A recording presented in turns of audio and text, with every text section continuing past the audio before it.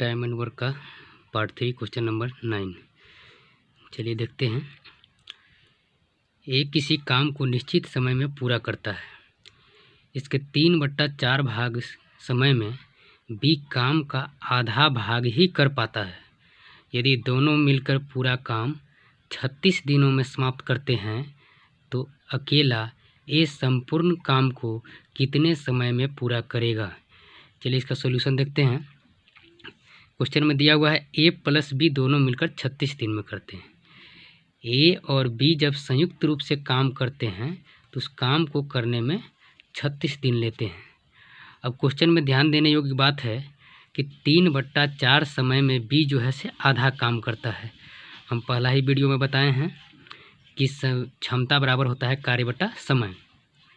तो आधा काम 1/2 काम 3/4 समय में करता है। कार्य हो गया 1/2 और इसके बट्टा हो गया समय हो गया 3/4। यहाँ से जब क्षमता निकलते हैं तो यहाँ पर क्षमता निकल गया बी का 2/3। अगर क्षमता अगर ए का 1 होगा तो इसका हो जाएगा 2/3, क्योंकि ए को करेंगे हम आधा काम आधा समय में करेगा तो एक क्षमता आ गया। तो यहाँ से मेरा क्षमता निकल गया ए और बी का। ए का क्षमता 3 हो गया और बी का क्षमता 2 हो गया। अब देखिए दोनों मिलकर काम को करता है 36 दिन में, तो 3 और 2 5, मतलब कि 5 क्षमता वाला काम करने में 5 क्षमता वाला को काम करने में 36 दिन लगता है।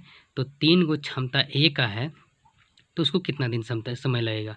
3 से कंप्लीट किए 12 तिया के 36, मतलब कि 12×5 = 60 हो गया। तो ए जो है से अकेला अगर काम को करेगा तो काम समाप्त करने में उसको 60 दिन लगेगा। चलिए नेक्स्ट क्वेश्चन देखते हैं। ए प्लस बी यानी दोनों मिलकर एक काम को 18 दिन में करते हैं। बी और सी एक साथ मिलकर उसी काम को 24 दिन में पूरा करते हैं। ए और बी काम आरंभ करते हैं और 4 और 6 दिन बाद काम करते हैं। ए और बी आरंभ से क्रमशः 4 और 6 दिन काम करते हैं। ए के जाने के बाद सी काम में लग जाता है तथा वह 27 दिन तक काम करके उसे काम को समाप्त कर देता है। तो क्वेश्चन में पूछा गया कि अगर अकेला काम सी करे तो उसको काम करने में कितना समय लगेगा। चलिए देखते हैं कि अगर देखिए ए और बी संयुक्त रूप से काम करता है तो उसको 18 दिन लगता है, और बी और सी उसी काम को अगर दोनों मिलकर करता है तो 24 दिन लगता है। दोनों का एलसीएम लिए तो एलसीएम हमारा आ गया 72, जो कि मेरा टोटल काम यही 72 है। अगर 72 से भाग दिए 18 × 72 तो ए और बी का दोनों का क्षमता 4 हो गया, और बी और सी को जब 24 से भाग दिए 72 में तो 24 तिया 72, मतलब कि 24 तिया 72 बी और सी का हो गया क्षमता हो गया 3। चलिए देखते हैं। दोनों काम स्टार्ट किया है आरंभ से, तो ए और बी है से संयुक्त रूप से 4 दिन काम करेगा। अब बोल रहा है कि बी है से 6 दिन भी चला है, तो मतलब कि बी और सी यानी ए जब चला जाता है तो बी है से साथ में रह जाएगा सी का, जो कि सी है से काम को समाप्त दिन में 27 दिन में समाप्त करता है। तो बी और सी को संयुक्त रूप से काम हम 2 दिन करवा दिए, क्योंकि ए और बी 4 दिन और यहाँ पर 6 दिन बी के बोला है। तो जब 4 दिन बी जो है ए के साथ कर दिया तो 2 दिन और काम बचा, तो हो गया 4 और 2 6 दिन। तो बी और सी काम कर दिया 2 दिन। अब बोला गया कि सी है से 27 दिन में काम समाप्त करता है। जब सी जो है से बी के साथ 2 दिन काम कर दिया तो मतलब है कि वह जो है से 25 दिन ही काम करेगा, क्योंकि 27 दिन में 2 दिन यहाँ पर काम कर दिया। तो ये हो गया काम सी 25 दिन काम करता है।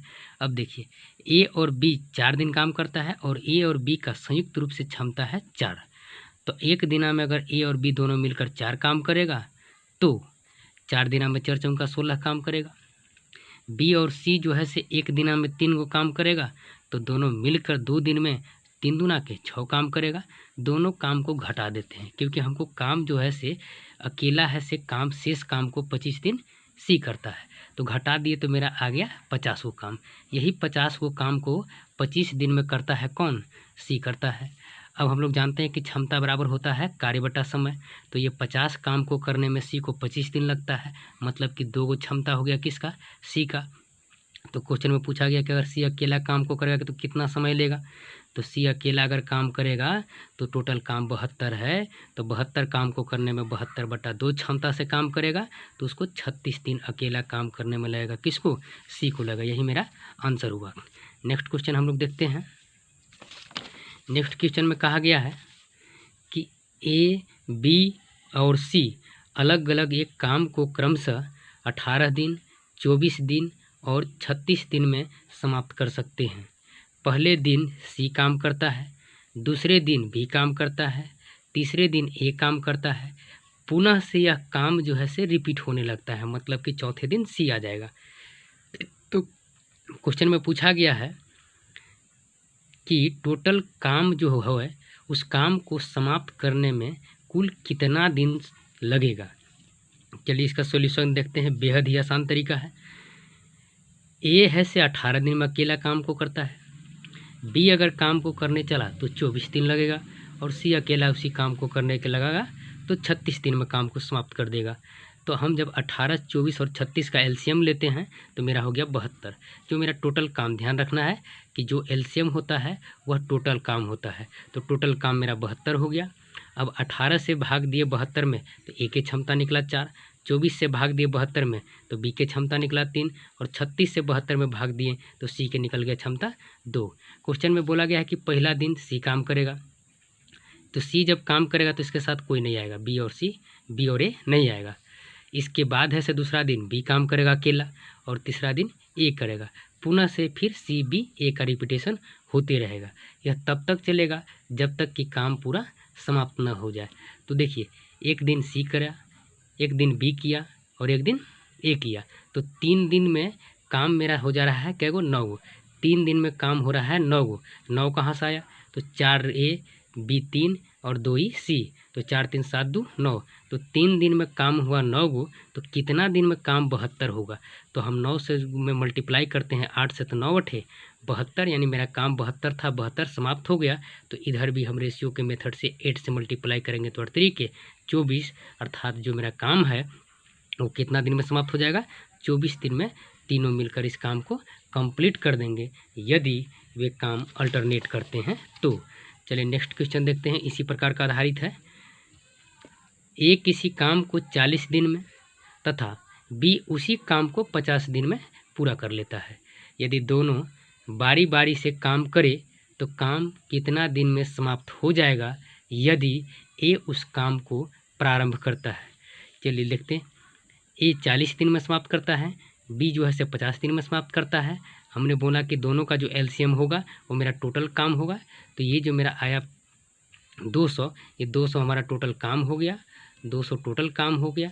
अब देखिए, पहला दिन ए काम करता है, दूसरा का दिन बी काम करता है, फिर है से तीसरा का दिन ए आता है, चौथा दिन बी आता है। इसी प्रकार से उसको तब तक काम करना है जब तक कि 200 काम समाप्त ना हो जाए। तो देखते हैं, इसमें करना कुछ नहीं है। 2 दिन में काम समाप्त होता है 9 गो, क्योंकि ए करता है 5 गो और बी करता है 4 गो। तो एक दिन काम किया तो 2 दिन में काम समाप्त हो गया 9 गो।